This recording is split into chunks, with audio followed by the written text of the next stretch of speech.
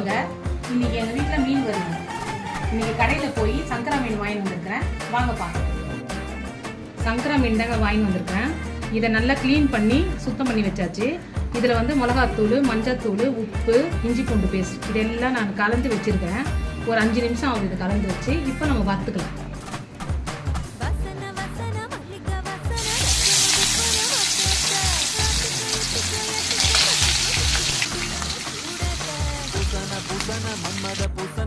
சங்கரா மீனுங்க ரொம்ப சாஃப்டாக இருக்கும். பார்த்து தான் திருப்பி போடணும். நம்ம நல்லா டேஸ்டாகவும் இருக்கும். இது குழம்பு வச்சாலும் சரி, வறுத்தாலும்